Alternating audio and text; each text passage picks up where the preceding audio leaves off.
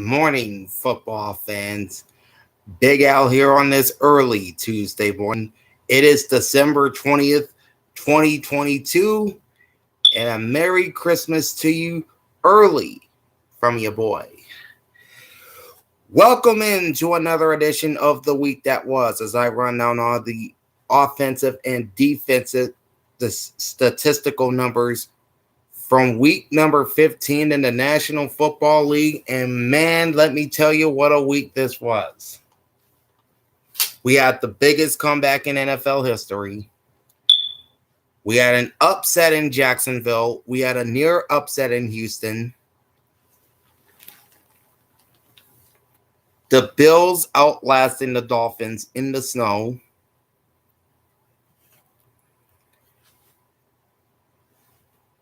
And the Raiders winning in one of the more improbable ways imaginable.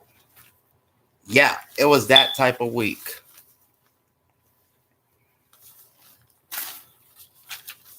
And I'm here to run you through all of them in this week's edition of the week that was. If you're new to my channel, like, comment, and subscribe. And ring the bell and get notified every time I post live content just like this. All right, so we'll be looking at the offensive and defensive numbers from week number 15 in the National Football League, all 16 games, including the Saturday tripleheader. We'll update the NFL standings, and I'll unveil my week 16 power rankings at the end. So stick around, it's going to be a fun ride. All right, let's start things off as we usually do with Thursday Night Football. And this week it was an NFC Western Division tilt between the San Francisco 49ers and the Seattle Seahawks. The Niners came in with a 9-4 record and a chance to clinch the NFC West title with a win. The Seattle Seahawks came in with a record of 7-6. And they were positioned on the outside of the NFC playoffs looking in. Not a lot of fireworks in this game, as the 49ers do claim the NFC West title, beating the Hawks 21-13. All right, taking a look at the offenses. The 49ers ran 60 offensive plays to 58 for the Seahawks. 26 pass plays for San Francisco, 44 for Seattle. 34 run plays for the 49ers and only 14 for the Seahawks.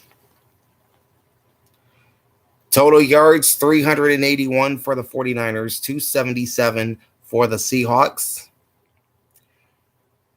Passing yards were pretty even, 211 to 207, advantage San Francisco. But the 49ers did outgain the Seahawks on the ground by 100 yards.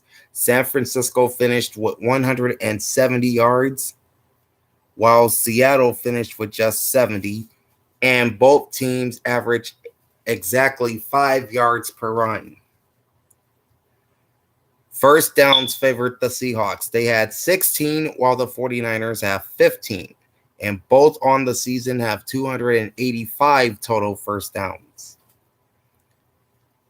San Francisco finished 6 of 13 on third downs for 46.2%. Seattle 4 for 13 for 30.8%. And neither team had a fourth down play. Sparty Forever, my Jags fan, says my Jags beat the Cowboys. We'll be talking about that game here real soon, so stick around there, Sparty. San Francisco had 7 penalties for 60 yards. Seattle had 8 for 79. Time of possession is 33 minutes and 1 second for the 49ers, 26 minutes and 59 seconds for the Seahawks. Defensively,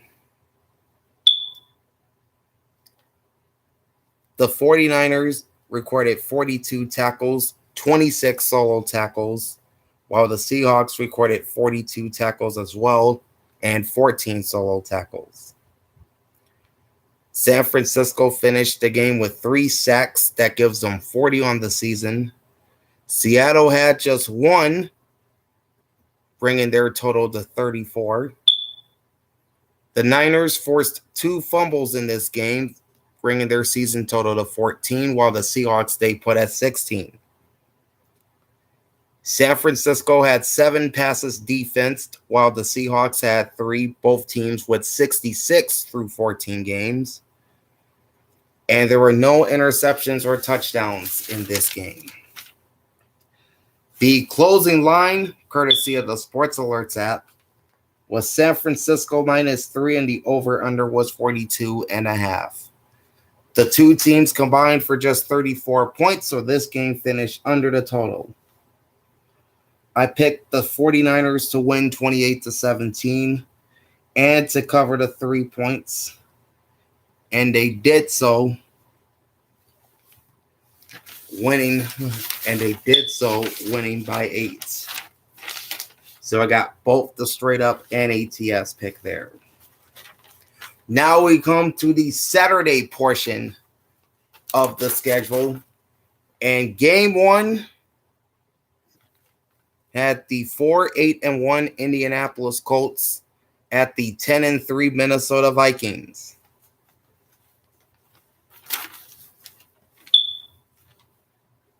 Now the Colts dominated this game for about 2 1/3 quarters, maybe, as Indy raced out to a 33-0 lead, but back came the Vikings.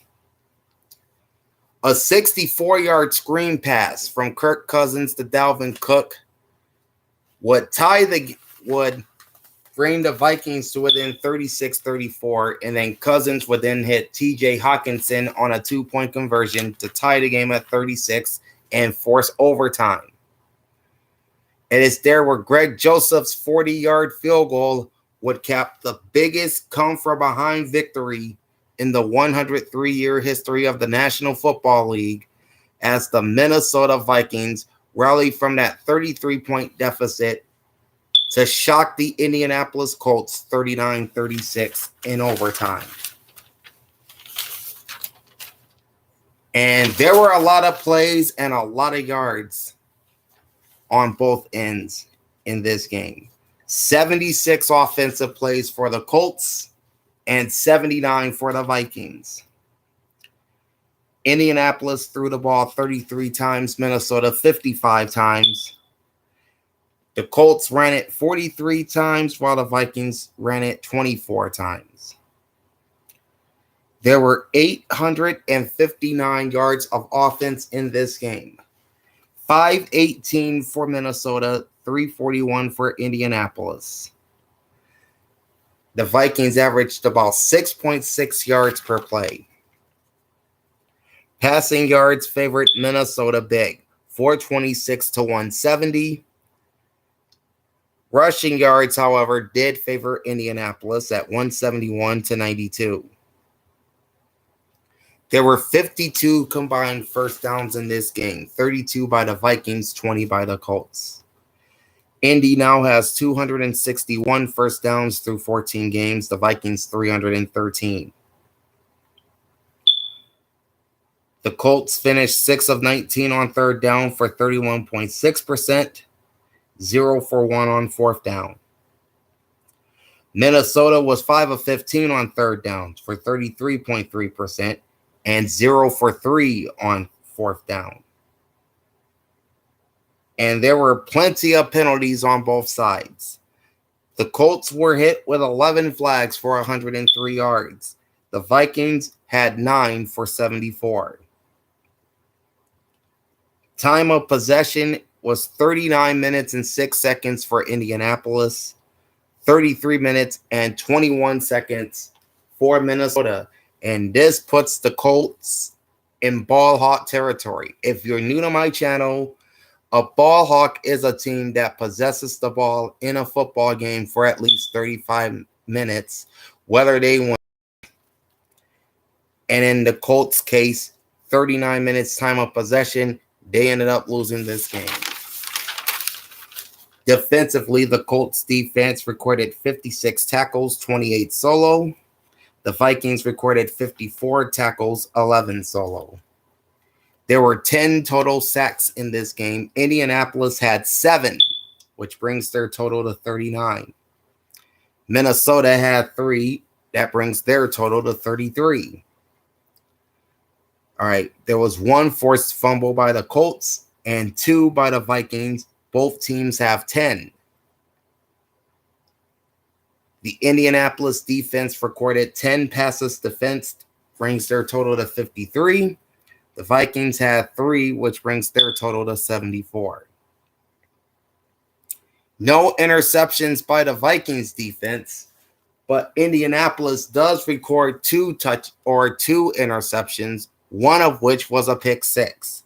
So now the Colts have 7 interceptions and their first defensive touchdown of the season, while the Vikings stay put at 12 interceptions. Closing line was Minnesota -3.5, and the over-under was 46. Well, easy to say, this game shot well over that as the two teams combined for 75 points. I picked the Vikings to win 31-14 and to cover the 4 points, which was then 3.5 at close. So I got the straight up pick right. So I'm 2-0 straight up, but I lost the ATS pick as the Colts only lost by 3. And the spread was 3.5. So now I'm 1-1 against the spread. Game 2 of the Saturday triple header was pretty much a dud, as the 9-4 Baltimore Ravens visit the 5-8 Cleveland Browns. And this game, as I said, was a dud, as Cleveland does win 13-3 over the Lamar Jackson-less Ravens. Both teams ran pretty much the same amount of plays. 60 offensive plays for the Ravens, 61 for the Browns. 31 pass plays for the Ravens, 28 for the Browns. 33 rushing plays for the Cleveland Browns, and 29 for the Baltimore Ravens. Total yards were 324 for Baltimore, 283 for Cleveland. Passing yards were 140 for the Browns and 126 for the Ravens. And rushing yards favored Baltimore, 198-143, as the Ravens ran at nearly 7 yards per clip. Cleveland finished the game with 19 first downs. Baltimore had 17. On the season, the Browns have 301 first downs, while the Ravens have 286. Baltimore finished 5 of 12 on third down for 41.7%. Cleveland 5 of 15 for 33.3%, I should say. Baltimore had 3 fourth down attempts and didn't convert on any of them, while Cleveland was a perfect 2 for 2. Only 3 flags on both teams in this game, 25 yards for the Ravens, 32 yards for the Browns. Time of possession was 33 minutes and 8 seconds for Cleveland, 26:52 for Baltimore.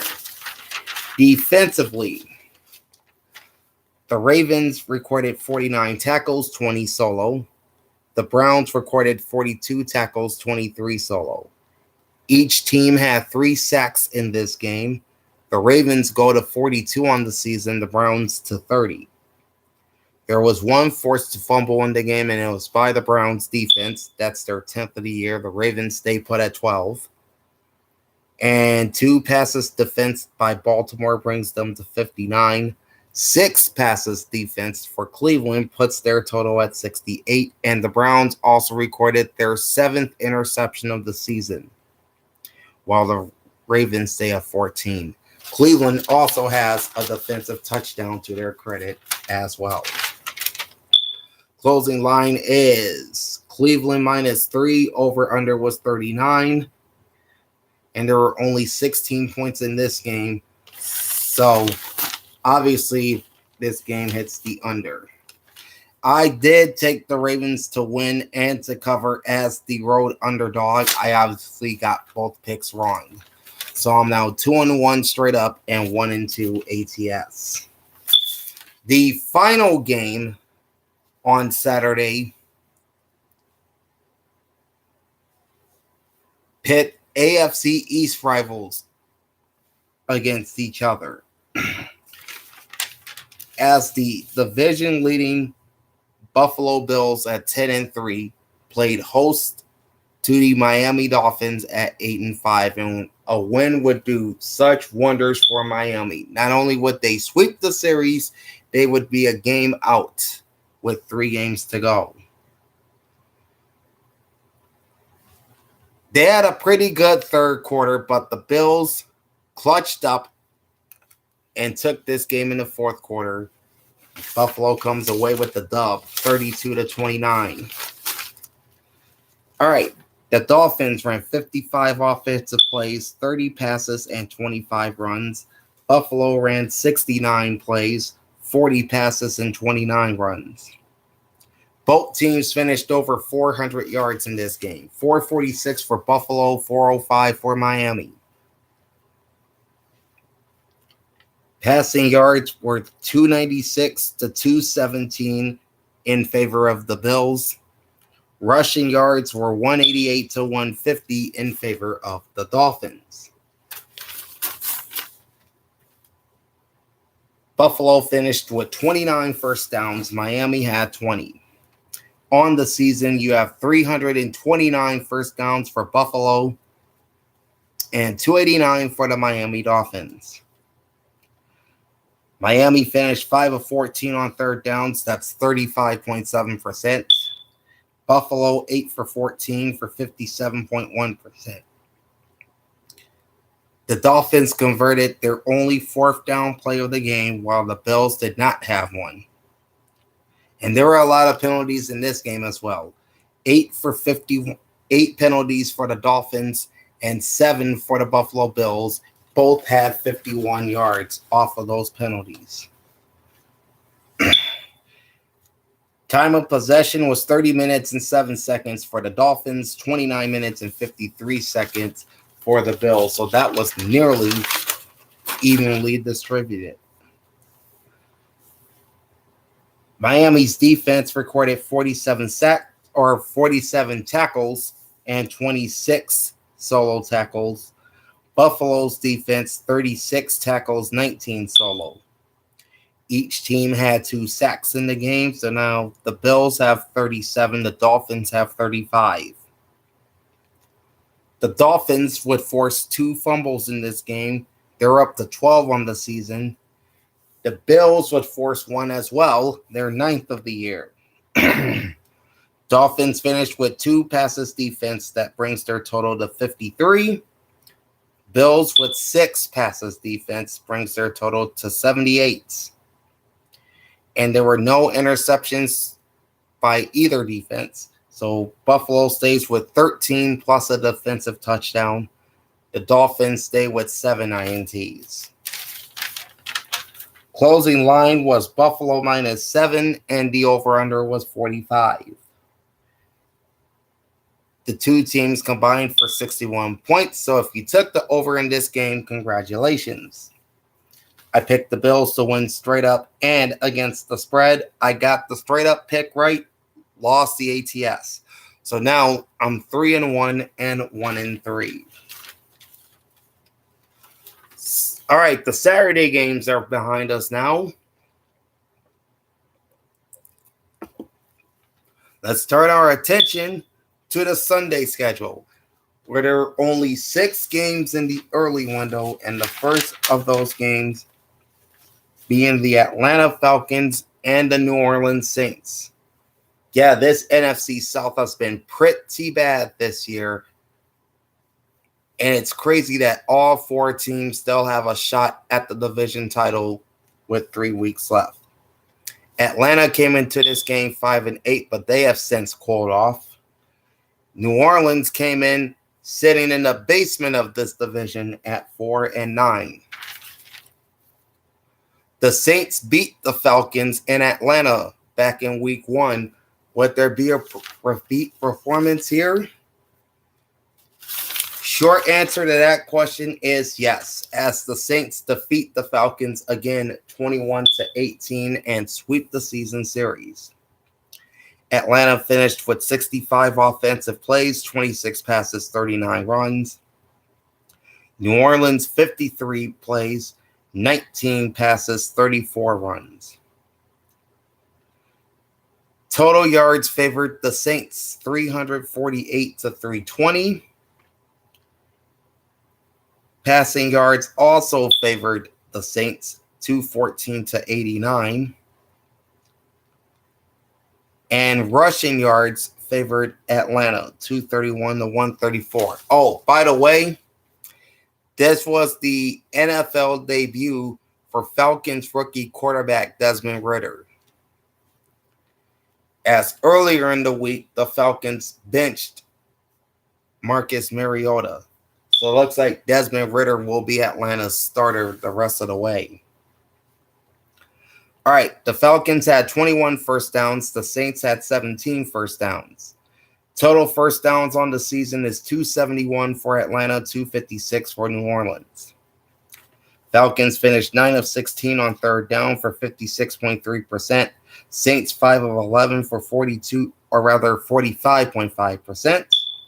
Each team was 0 for 1 on fourth down. The Falcons, the least penalized team in the NFL, recorded 3 penalties this week for 30 yards. They now have just 60 in 14 games. So that's about roughly 4 per game on average. The Saints had 6 penalties for 46 yards. Time of possession was also nearly evenly distributed in this game. 30 minutes, 56 seconds for Atlanta versus 29 minutes and 4 seconds for New Orleans. The Falcons defense recorded 39 tackles, 13 solo. Saints recorded 52 tackles, 33 solo. The Falcons added 2 sacks to their total, which brings their season total to 18, which is right now the second fewest in the NFL. They came into week 15 tied with the Chicago Bears for the fewest sacks in the NFL. New Orleans recorded 4 QB takedowns, bringing their total to 39. Each team forced a fumble in this game. That's 10 on the season for the Saints, 6 for the Falcons. 3 passes defense for the Falcons brings them to 58. 8 passes defense for the Saints brings them to 55, and there were no interceptions by either defense. So the Falcons remain with 10 INTs and a defensive touchdown. The Saints with 3 interceptions, which remains the fewest in the NFL. Closing line was New Orleans minus 5.5, and the over-under was 43.5. The two teams combined for 39 points, so they just barely missed the total by just a handful of points. I took the Saints to win 23-20, and I took Atlanta to cover, originally a 4-point spread, which then became 5.5 points.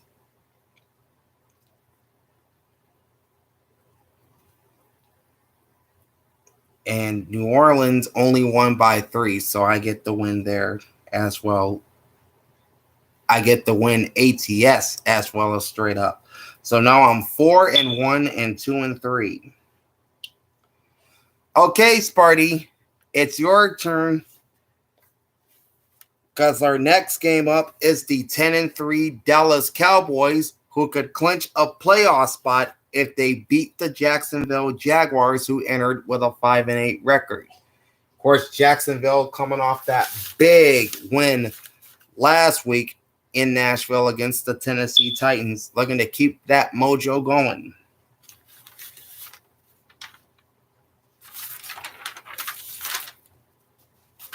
And just as Sparty Forever said, his Jaguars won.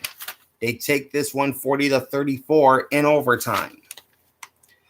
All right, you had 71 offensive plays from the Cowboys, 30 passes and 41 runs, 69 offensive plays from the Jags, 42 passes and 27 runs. Jacksonville would outgain Dallas in this game 503-397. They outgained them through the air 311-243. And they outgained Dallas on the ground as well, 192-154. Jacksonville ran at 7.1 yards per rush attempt. First downs also favored Jacksonville, 26-24. This gives the Jaguars an even 300 first downs through 14 games. The Cowboys have 286. And both teams were pretty good on third down. 9 of 16 for Dallas, 56.3%. 8 of 12 for Jacksonville, 66.7%. And no fourth down plays on either side. Dallas, who is one of the league's most penalized team, was only flagged twice in this game for 18 yards. The Jaguars were only flagged 4 times for 37 yards. Time of possession was 35 minutes and 26 seconds for Dallas, 27 minutes, 42 seconds for Jacksonville. This puts the Cowboys in ball hawk territory. All right. Cowboys defense, 43 tackles, 23 solo. Jags defense, 59 tackles, 30 solo. 1 sack by the Dallas defense brings their total to 49. 3 sacks by Jacksonville's defense, which brings them to 26. There was 1 forced fumble in the game, and that was by the Cowboys, and that's their 18th of the season, which is currently second in the NFL. The Jaguars stay at 12 forced fumbles.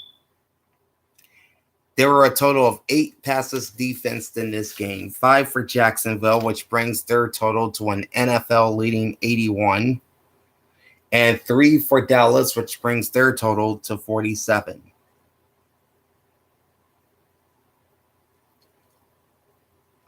The Cowboys recorded their 11th interception of the season to go along, and they also have a defensive touchdown from earlier this year.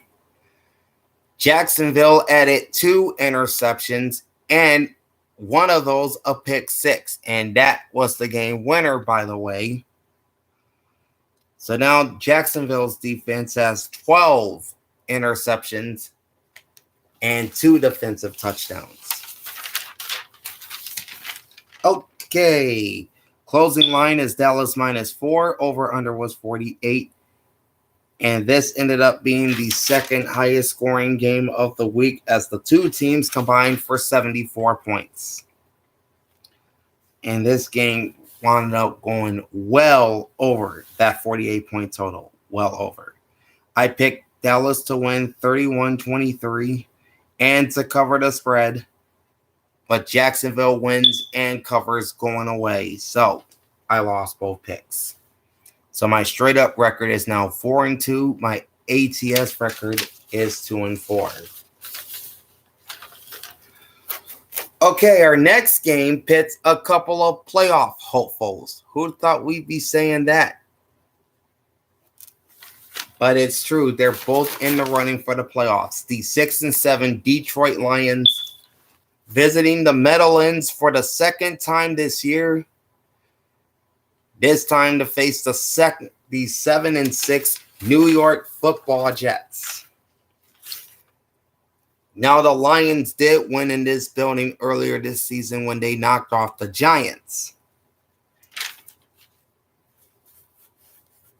This week, Detroit was looking for that New York split, or rather that New York sweep, and they would get it.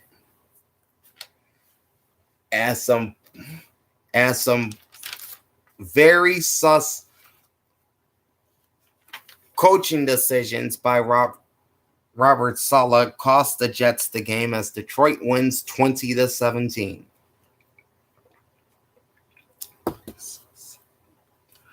The Lions ran 66 offensive plays, 38 passes, and 28 runs, while the Jets ran 57 plays, 35 passes, and 22 runs. Total yards were nearly even by the two teams, 357 for Detroit, 337 for New York. Passing yards were 287 for the Jets, 252 for the Lions. And Detroit held more than a 2-1 edge in rushing yards in this game, 107-50. The Jets had one more first down than the Lions, 18-17. On the year, Detroit has 307 first downs, New York 253. The Lions finished 5 of 15 on third downs for 33.3%. The Jets 7 of 14 for 50%. Lions were 2 for 3 on fourth down for 66.7%. And one of those fourth down versions would result in a touchdown. Not just any touchdown, but the game winner.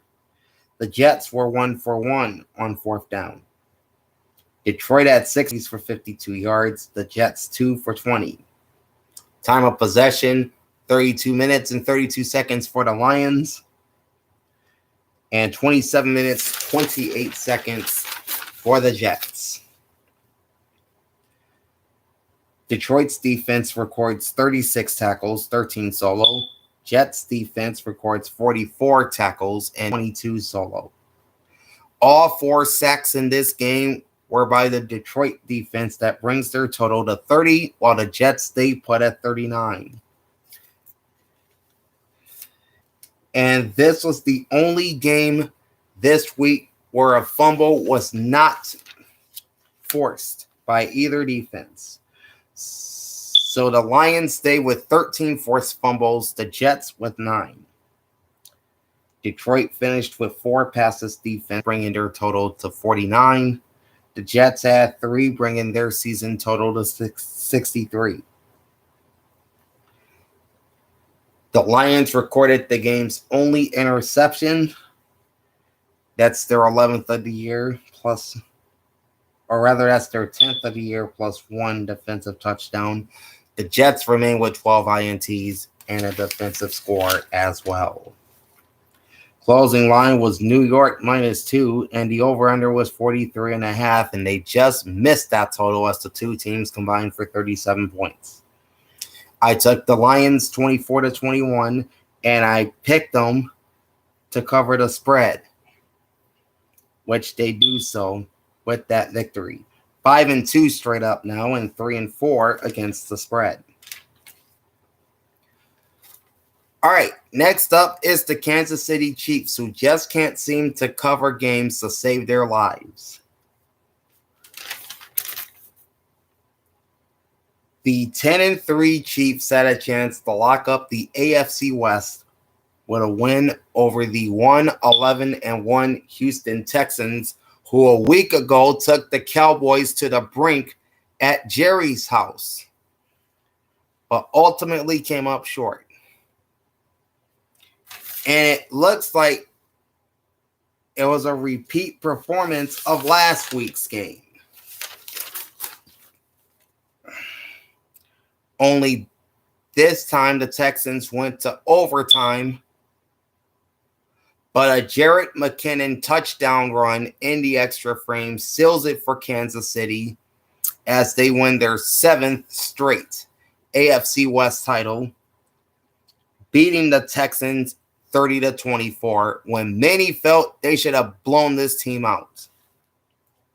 So now that's 2 straight weeks where the Chiefs have played pretty bad teams and barely come out on top in both of them. Because remember last week they played the Broncos, raced to that 27-0 lead, squandered it, and then had to hang on to win. Well, they didn't race out to a big lead in this game. They had to fight for this one. The Chiefs ran 74 offensive plays, 41 passes, 33 runs. Texans 57 offensive plays, 29 passes, and 28 runs. And how about this? For as bad as the Chiefs played, they outgained the Texans by nearly 300 yards in this game. Kansas City finished with 502 yards of total offense to just 219 for Houston. Passing yards were a big advantage to the Chiefs as well, 313 to 125. Likewise with rushing yards, 189 to 94. And first downs were nearly 2-1 advantage Chiefs, 33 to 18. KC now has an NFL leading 351 first downs.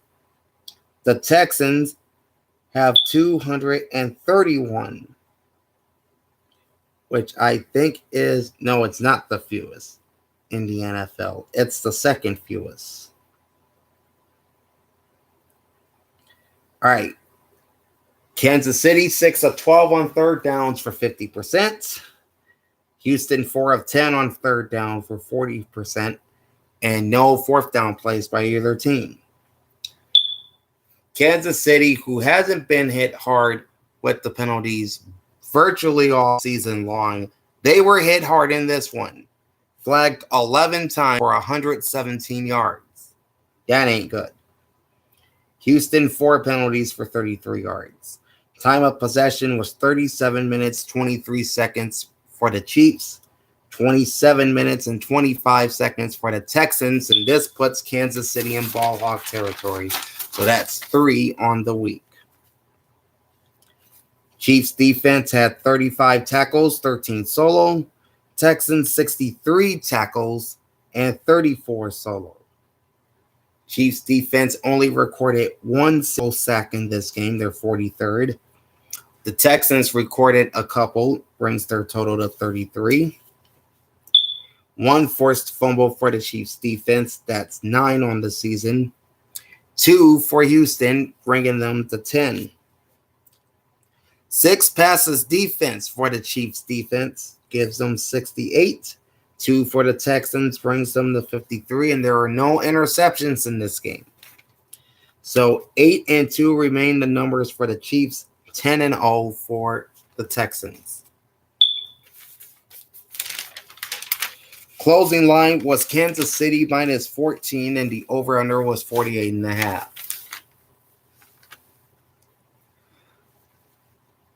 I picked the Chiefs to win straight up 31-20.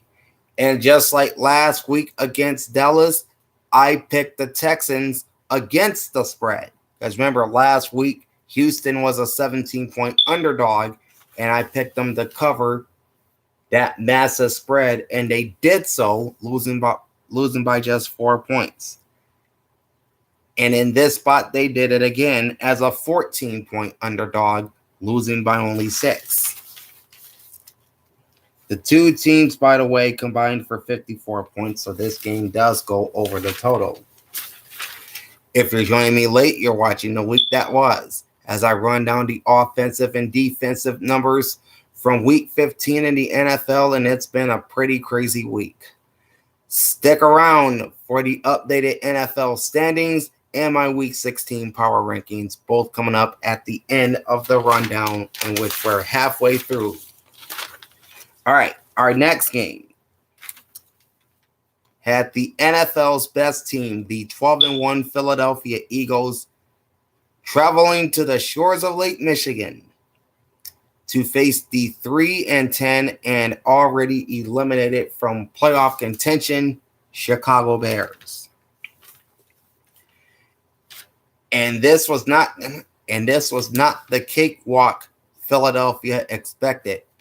Jalen Hurts probably played his worst game this season, throwing no touchdowns and 2 interceptions. No worries, though, as the Eagles do pick up win number 13 on the season, outlasting the Bears 25-20. The Eagles ran 70 offensive plays, 37 passes, and 33 runs. The Bears ran 53 plays, 22 passes, and 31 runs. Total yards, 421 for Philadelphia, 248 for Chicago.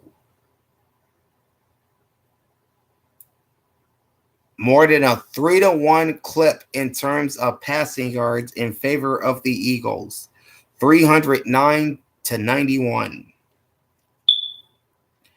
Chicago did outgain Philadelphia on the ground, 157-92. After all, they are the number one rushing team in the NFL. First downs were 20 for the Eagles and 15 for the Bears. This season, the Eagles now have 326 first downs. That's tops in the NFC and second in the NFL behind the Chiefs. The Bears 15 first downs gives them 245. Philly finished 9 of 16 on third downs for 56.3%. Chicago 5 of 13 for 38.5%. Philly had 2 fourth down plays, converted 1. The Bears missed on their 1 fourth down play. And for the second week in a row, the Philadelphia Eagles only commit 2 flags for 20, this time for 25 yards. The Bears have committed 6 in this game for 30 yards. Time of possession, slight advantage to the Bears, 30 minutes and 7 seconds to 29 minutes and 53 seconds for Philly.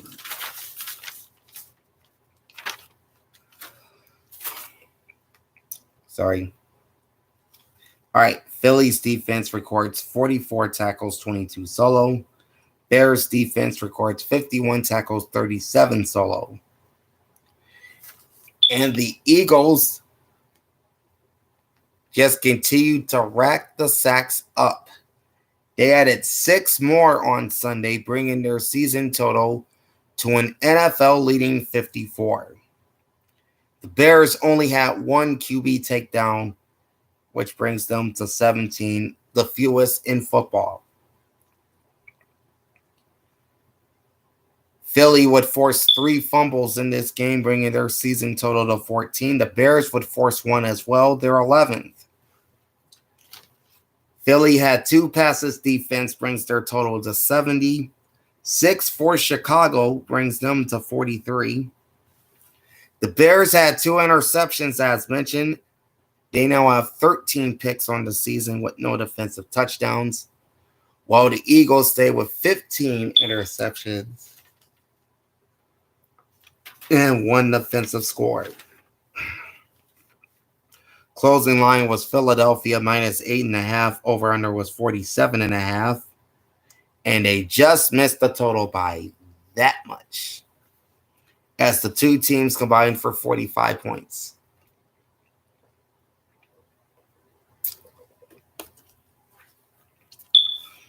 I picked the Eagles in a more lopsided game, 34-14. So I got the straight-up pick right, but not the ATS pick, as I also took Philly to cover the 8.5 points. They only won by 5, so Chicago gets the cover. So now I'm 7-2 straight up, 4-5 against the spread. As for Pennsylvania's other team, the Pittsburgh Steelers, they were in Charlotte against the Carolina Panthers, both with matching 5-8 records heading into this game.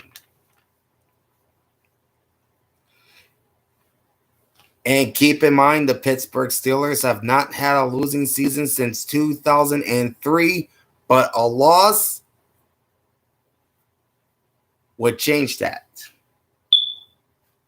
So would the Pittsburgh Steelers have their first losing season in 19 years?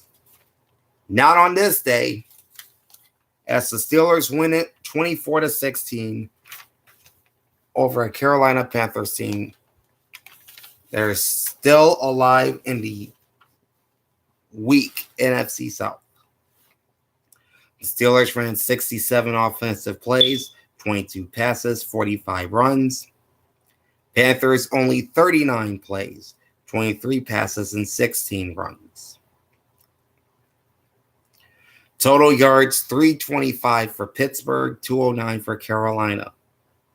The Panthers hold the edge in passing yards in this game, 188-169, with one more attempt than the Steelers.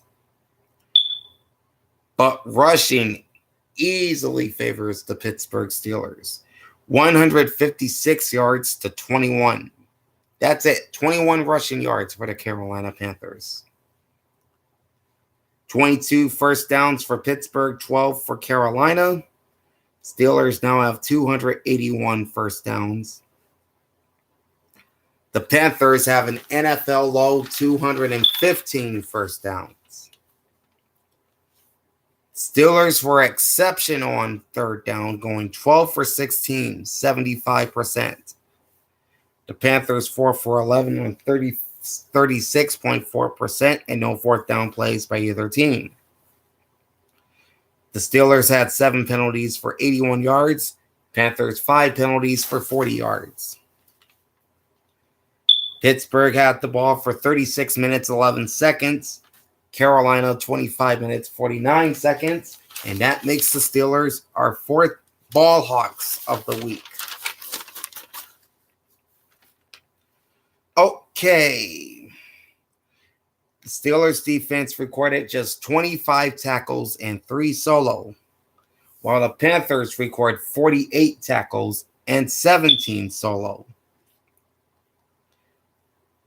Steelers defense records 4 sacks, that's 29 on the season, versus 1 for the Panthers, which also brings their total to 29. 1 forced fumble in the game, and that goes to the Steelers, their 16th of the year. Panthers stay at 7.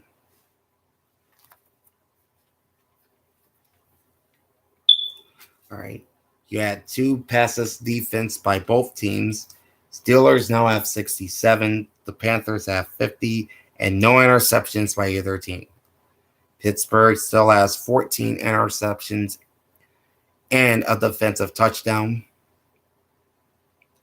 Carolina has 10 touchdowns and 3 defensive scores. Closing line was Carolina minus 2.5. Over under was 36.5. This game goes over the total as the two combined for 40 points. Picked the Panthers to win 27-20 and to cover. I lost both picks.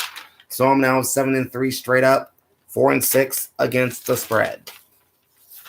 That brings us to the late portion of the schedule, starting things off with the 4-9 Arizona Cardinals at the 3-10 Denver Broncos, and with a loss, Arizona would be eliminated from the playoffs. And that's exactly what happened, as the Broncos win 24-15, and they improved to 6-0 all-time at home against the Cardinals. Arizona ran 56 offensive plays, 36 passes, 20 runs. Broncos ran 60 offensive plays, 26 passes, 34 runs. Total yards, 324 for Denver, 240 for the Cardinals. Passing yards slightly favored the Redbirds, 167-156. Rushing yards favored Denver, 168-73, as did first downs. The Broncos had 23 to Arizona's 13. So now the Broncos have 239 first downs through 15 weeks. The Cardinals have 277. Arizona was terrible on third down. In fact, both teams were terrible on third down. Arizona was worse. They were 2 for 12 for 16.7%. Cardinals or the Broncos were not much better. 4 of 11 for 36.4% and no fourth down plays by either team. Arizona had 7 penalties for 46 yards. Denver only 4 penalties for 31 yards. But even those 4 penalties keeps them as the most penalized team in the NFL. Time of possession was 32 minutes, 58 seconds for the Broncos, 27 minutes, 2 seconds for the Cardinals. All right, Arizona's defense recorded 49 tackles, 12 solo. And the Denver defense records 33 tackles, 0 solo. Even despite the loss, the Arizona defense managed to rack up 7 sacks in this game, bringing their total to 31, while the Broncos had 3, which brought their total to 34. The Cardinals had the only fumble in the game. That's their 11th of the season. Or make that their 12th of the season. I'm sorry. Denver stays at 15. Passes defense galore in this game. 10 of them. 6 by the Broncos brings them to 60. 4 by the Cardinals brings them to 65. All right. Cardinals defense recorded an interception. That's their 9th of the season, including an NFL leading 5 touchdowns. Broncos, however, recorded 3 INTs. That's 13 on the season now for the Denver Broncos. That's Nathaniel Hackett's Denver Broncos. Closing line was Denver -1 over under 38. And this game finished a single point over that total at 39. Picked the Broncos to win 23-20 and to cover the spread. Got both picks right. 8-3 straight up and 5-6 against the spread. That brings us to the 7-6 New England Patriots, who, if the playoffs began going into Sunday, they would be in. Taking on the 5-8 Las Vegas Raiders, who still have a pulse after a very rough start to the year.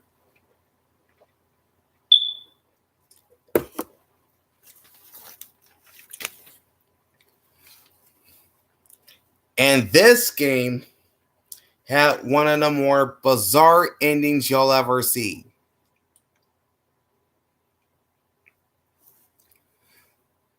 The Patriots deployed numerous laterals, but one of those went awry as Jacoby Myers tried to hit one Jones on a lateral, but ends up getting another Jones. So instead of Matt Jones, he ended up connecting with Chandler Jones, who plays for the Raiders, by the way.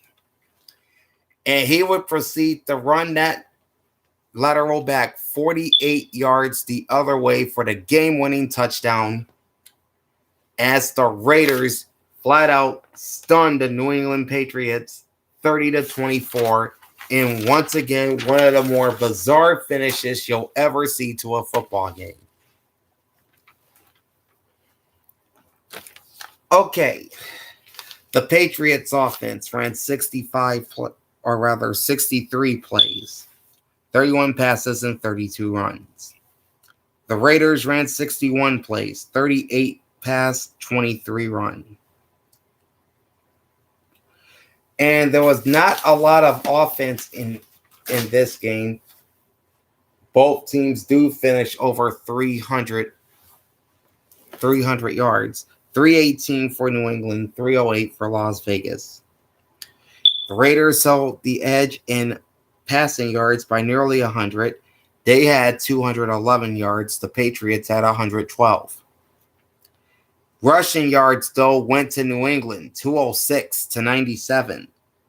First downs are a slight edge to the Patriots, 19-18. This gives New England 239, and this gives Vegas 280. Both teams were not good on third down. One team in particular was not good, and that's the New England Patriots. They went 2 for 13 for 15.4%. The Vegas Raiders went 5 for 14 for 35.7%. They also had a fourth down conversion in this game, while New England had no fourth down plays. All right. We talk about the Patriots getting hit a lot with penalties. They only had 6 for 30 yards. But that's held in contrast to the 13 flags levied on Las Vegas for 90 yards. So with those 13 flags, Vegas now has 99 on the season. They have surpassed the Arizona Cardinals as the second most penalized team in the NFL, trailing only Denver, who has 101 penalties through 14 games. Time of possession is 33 minutes, 16 seconds for the Raiders, and 26 minutes, 44 seconds for the New England Patriots. Their defense records 38 tackles, only 5 solo tackles, while the Raiders recorded 34 tackles and just 6 solo tackles. So there was a total of just 11 tackles or solo tackles by the two teams. There were 3 sacks in the game, all 3 coming from the Patriots. They now have 47. The Raiders remain at 25. The Patriots forced the only fumble in the game, which would be their 11th of the season. Vegas stays at 10. The Patriots had 3 passes defense. They're up to 56. Raiders had 6 passes defense. They're up to 42. All right. The Patriots added a pick 6 in this game. So now they have 14 interceptions and 4 defensive touchdowns. And those 4 defensive scores are the second most in the NFL behind Arizona. And I did count the lateral / fumble recovery for Chandler Jones as a defensive score. So now the Raiders have 3 defensive touchdowns, but they remain with 4 INTs.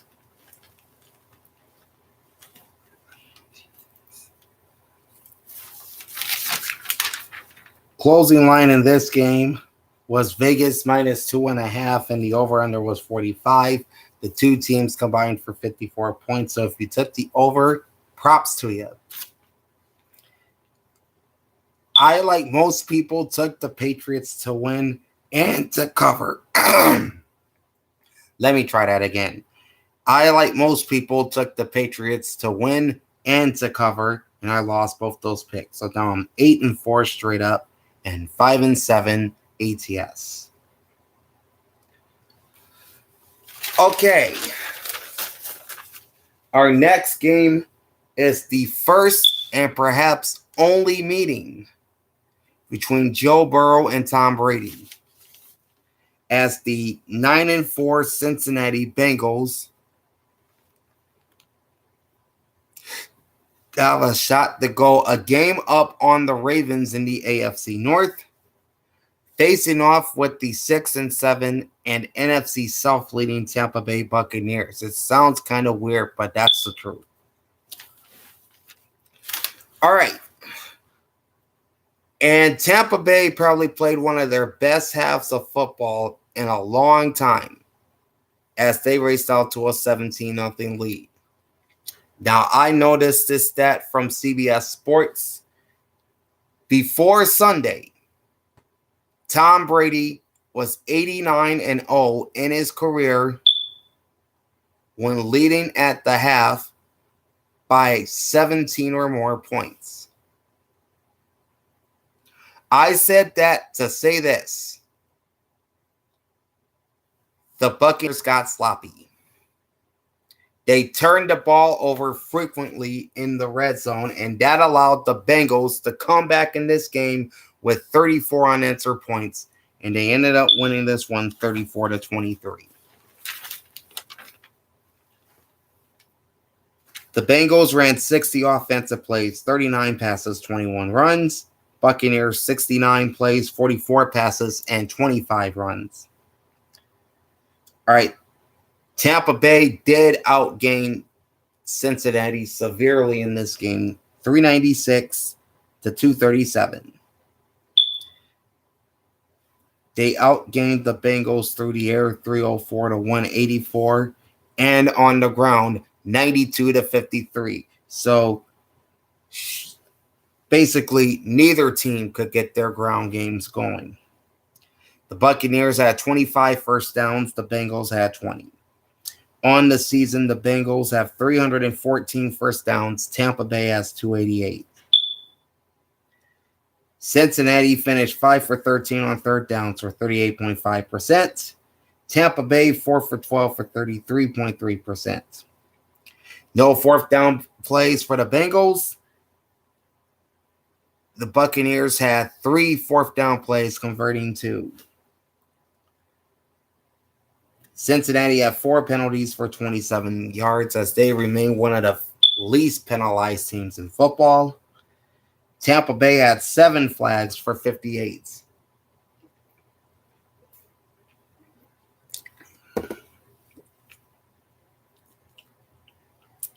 Time of possession was 30 minutes, 35 seconds for the Bucs, 29 minutes and 25 seconds for the Bengals. All right. The Bengals defense records 37 tackles, while the Bucs defense record 32 tackles. Neither had a solo tackle in this game. Neither team. Cincinnati had 1 sack in the game. That's their 25th of the season. Tampa Bay had a couple, brings them to 40. Each team had a forced fumble in the game. That's 11 for Tampa Bay and 10 for Cincy. But there were a lot of passes defense in this game, 17 in total. 9 for the Buccaneers, which sees their season total go to 48. And 8 for the Bengals, which sees their season total rise to 61. The Bengals defense records 2 interceptions. They now have 11 plus a defensive touchdown. The Bucs added an interception themselves, their 8th of the season, with a defensive touchdown. Closing line is Cincinnati -3, and the over-under is 46.5. The game goes over that total at 57. Pick Bengals to win 27-21 and to cover the points. They did so with ease, winning by 11. So now I'm 9-4 straight up, 6-7 against the spread. The last Sunday afternoon game on the schedule this week has the 7-6 Tennessee Titans hanging on by a thread atop the AFC South, losers of 3 straight, taking on the 7-6 Los Angeles Chargers, who entering Week 15 were on the outside of the AFC playoffs looking in.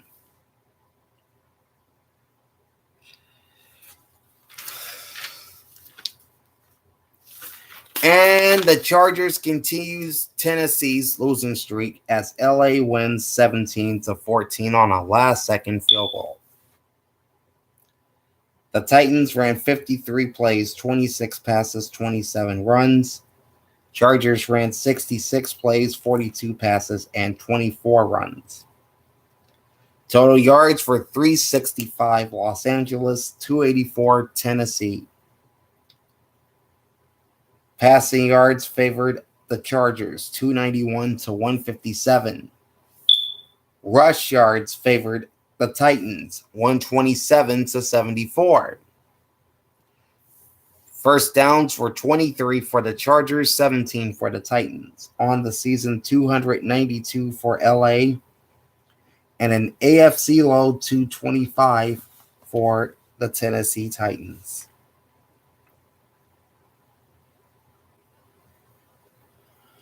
Both teams were bad on third down. 3 of 11 for the Titans at 27.3%. 4 of 13 for the Chargers at 30.8%. No fourth down plays for Tennessee. LA was a perfect 2 for 2.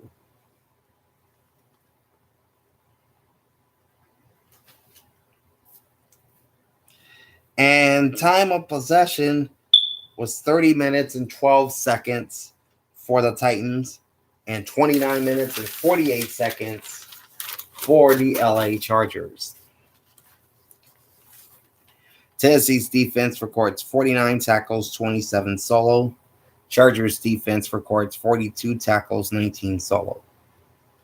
7 total sacks in the game, 4 for the Chargers, 3 for the Titans. LA now has 28 sacks. Tennessee has 36. Only one forced fumble in the game, and that goes to the Chargers, their 13th of the season. Tennessee stays at 10. Each team had 5 passes defensed, bringing the Titans to 64 and the Chargers to 52. The Titans recorded 2 interceptions. That brings them to 11 with a defensive touchdown. The Chargers recorded an INT as well. That brings them to 10 with a defensive touchdown.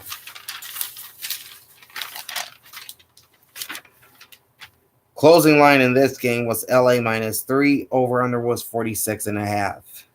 And this game shot well under that at 31 points, as neither team got out of the teens in scoring. I bet the Chargers to win 24-19 and to cover the 3 points. I won the straight up pick, but since the Chargers did win by 3, the game ended in a push as they hit that number right on the head. So now I'm 10-4 straight up, 6-7-1 against the spread. All right, this brings us to that big Sunday night football tilting the NFC East, with the New York Football Giants visiting DC to face the Washington Commanders, both teams entering with matching records of 7-5-1. Now, why is that? These two teams played in New York just 2 weeks ago and played to a tie. The winner of this game will see their playoff chances increase, while the loser of this game might not make the postseason party. And the Giants have been one of the coldest teams in the NFL. They were 1-4-1 in their previous 6 games, and that includes the Week 13 tie with Washington. While on the other end, the Commanders have been one of the hottest teams in football. Only 1 loss in their last 8 games.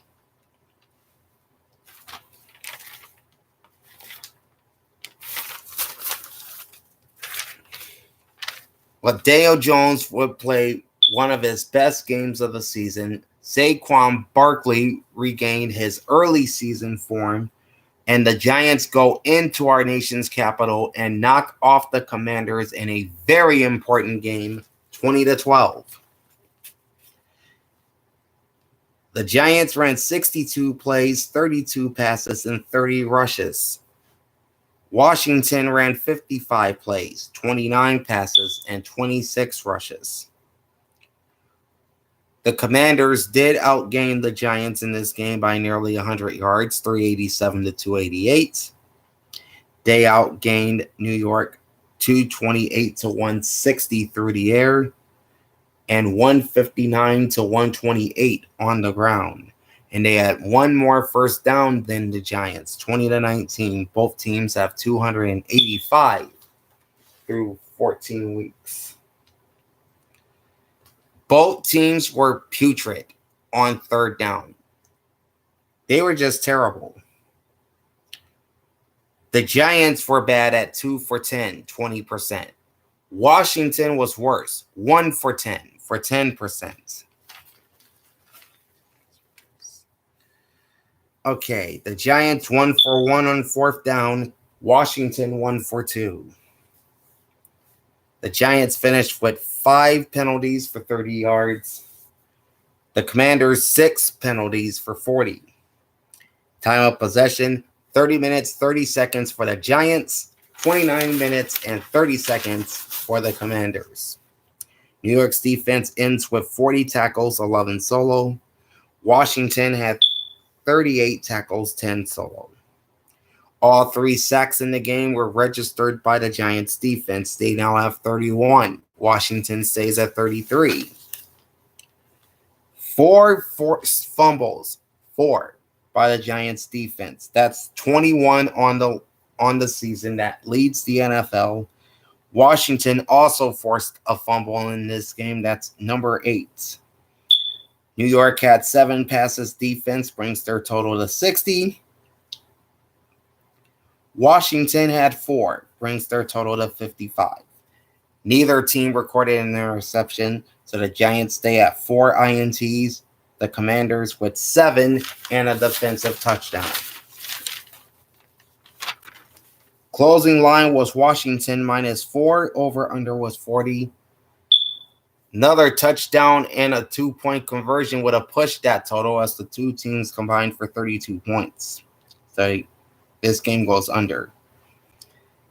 I picked Washington to win and the Giants to cover. I lost the straight up pick, but I won the ATS pick. So now straight up I'm 10-5. And against the spread, I am 7-1.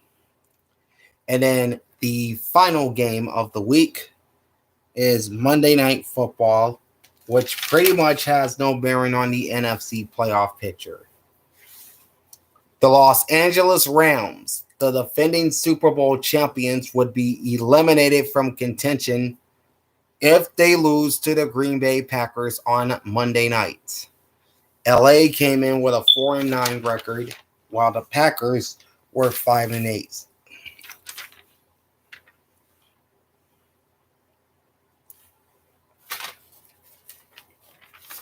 And the Rams, with all their problems, they pretty much didn't show up to play at Lambeau Field as the Packers would double them up 24-12. The Rams ran just 38 plays, only 21 passes, and 17 runs. That's their 38 plays. The Packers, on the other hand, ran 65 plays, 30 passes, and 35 runs. So they had twice the rush attempts as the Rams did. Total yards, 345 for Green Bay, only 156 for the Los Angeles Rams. That's 4.1 yards per play, if you do the math. Passing yards were 207 to 84 for Green Bay. The Packers averaged nearly 7 yards per pass. The Rams averaged an even 4 yards per pass. Rushing yards were 138 for the Packers and 72 for LA. First downs, more than 2-1 to the Packers. They had 27. The Rams had 13. On the season, 280 for Green Bay, 241 for LA. LA finished 4 of 11 on third down for 36.4%. Green Bay 4 of 9 for 44.4%.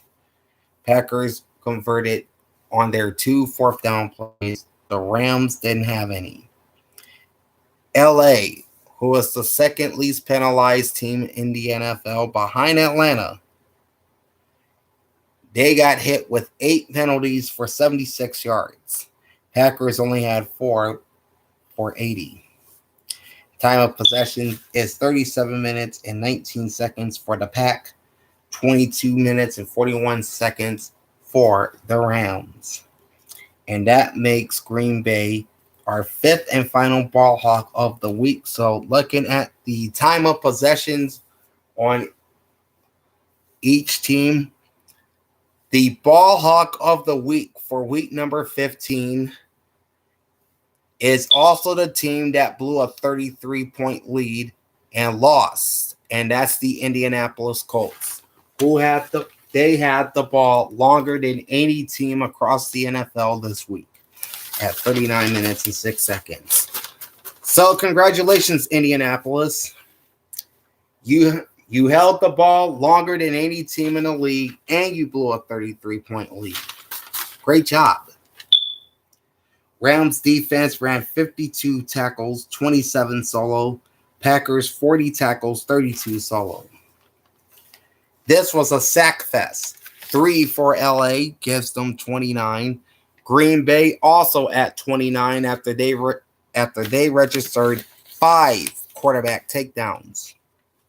2 forced fumbles by the Rams defense gives them 11. 1 for the Packers gives them 8. Green Bay had 5 passes defense in the game. That's 44 on the season. And 2 for LA gives them 46. Each team registered an interception. So that's 10 on the season for the Rams and 11 for the Packers, along with a defensive touchdown. Closing line is Green Bay minus 7.5, and the over-under is 39.5, and they just missed that total by this much, as the two combined for 36 points.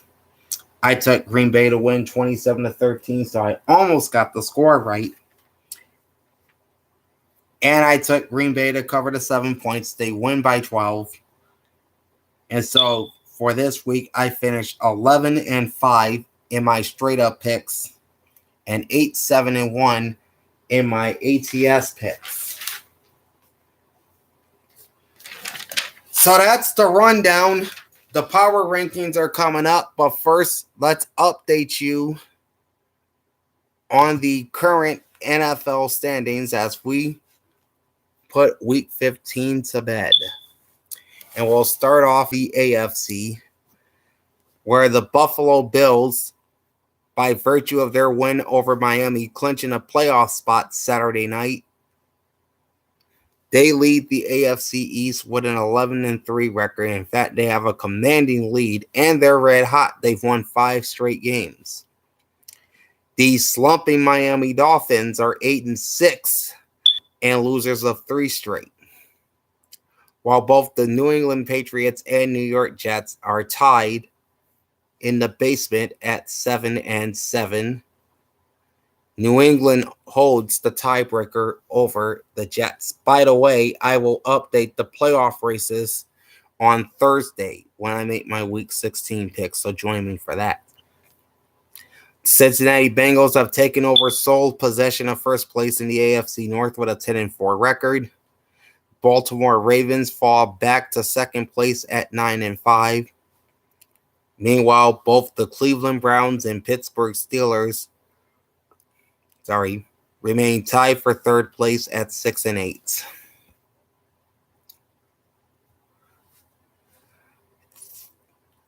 And then you got the AFC South, which may be just as bad as the NFC South. The Tennessee Titans, losers of 4 straight, still on top in this division at 7-7. But for how long?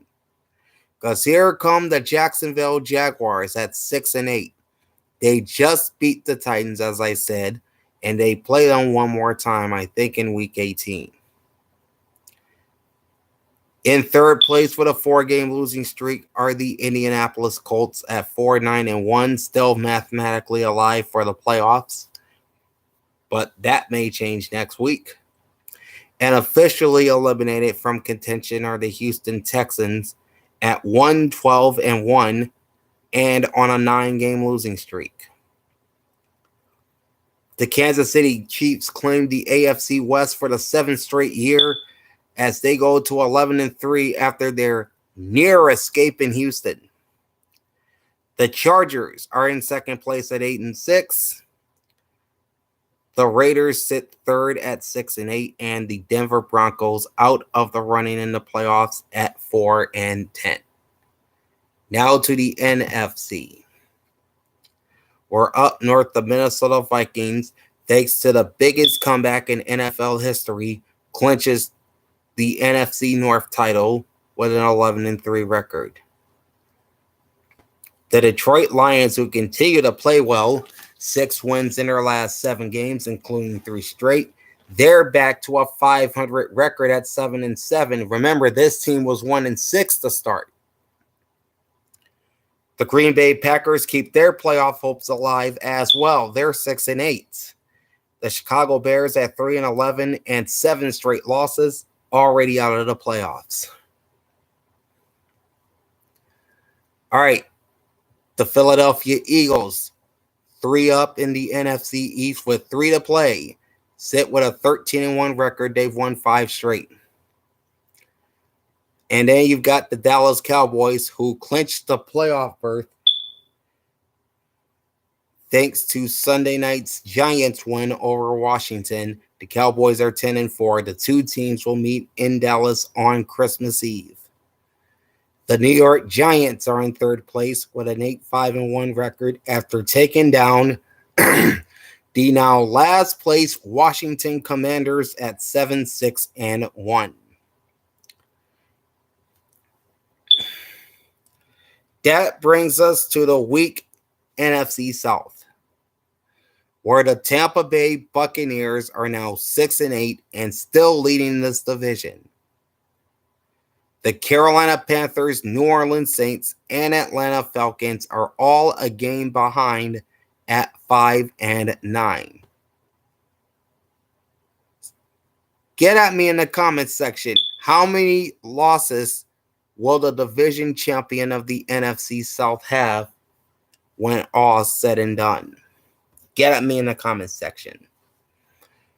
And the San Francisco 49ers, of course, clinched the NFC West on Thursday night. They're now 10-4. They've won 7 in a row. The team they beat for the division crown is the Seattle Seahawks. They sit 2nd at 7-7. And both Arizona Cardinals and Los Angeles Rams sit at the bottom of the West, both at 4-10, with Arizona on a 4-game losing streak, and both teams are eliminated from playoff contention.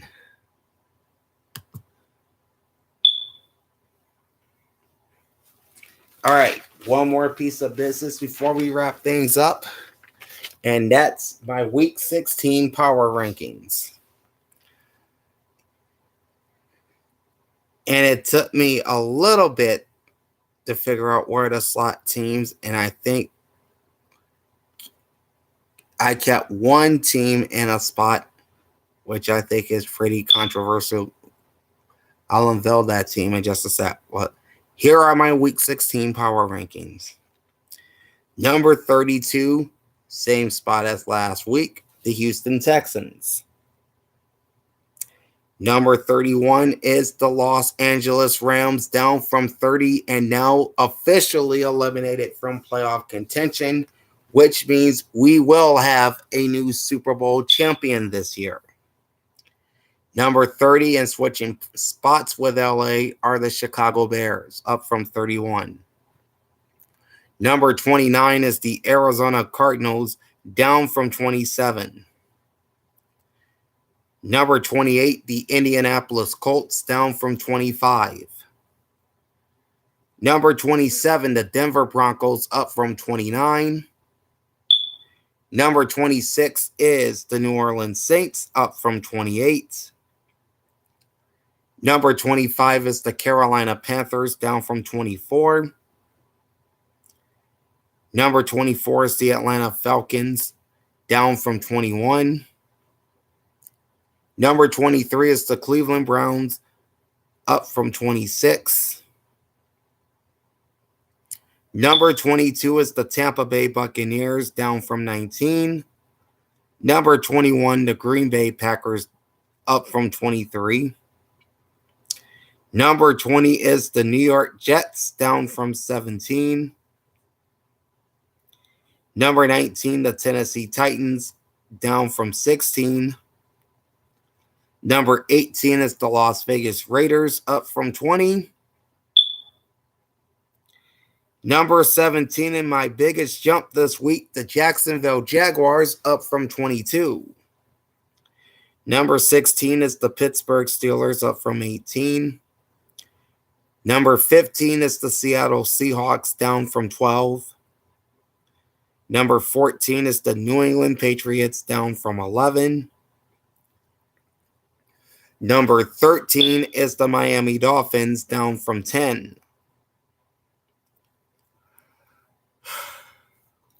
Sorry, we're almost done. Number 12 is the Los Angeles Chargers, up from 14. Number 11, the New York Giants, up from 15. Number 10 is the Washington Commanders, down from 9. Number 9 is the Detroit Lions, up from 13. And I think this is the highest I've ever had the Lions in my power rankings. And here's where the controversy sets in. I kept the Baltimore Ravens at number 8, even though they lost to the Cleveland Browns, and even though they're still without Lamar Jackson. So there's a little controversy for you. Number 7 is the Dallas Cowboys, down from 6, and switching spots for them at number 6 is the Minnesota Vikings, up from 7. Number 5 is the Kansas City Chiefs, down from 3. I had to dock them for nearly losing to the Texans, just like I did for them nearly losing Broncos last week. Number 4 is the Cincinnati Bengals, up from 5. Number 3 is the Buffalo Bills, up from 4. Top 2 remains the same. Number 2 is the San Francisco 49ers. Number 1 is the Philadelphia Eagles. And that, my friends, is that. The week that was in the National Football League, as I took a look at all the offensive and defensive stats from week number 15 in the National Football League, plus my week 16 power rankings and the updated standings in the NFL. And boy, that week was very, very crazy, to say the least. All right. I'm going to get to work tomorrow on my picks video coming out on Thursday. I will make my week 16 picks, run you through these. I will run you through the maps for all the Sunday afternoon games and the announcers for each game. And we'll update the playoff races in the NFL. That's coming up on Thursday, so join me for that. In the meantime, like, comment, and subscribe to my channel. Ring the bell and get notified every time I go live. Big Al signing off. Thanks for watching. Enjoy the pigskin. And happy holidays, folks. Peace out.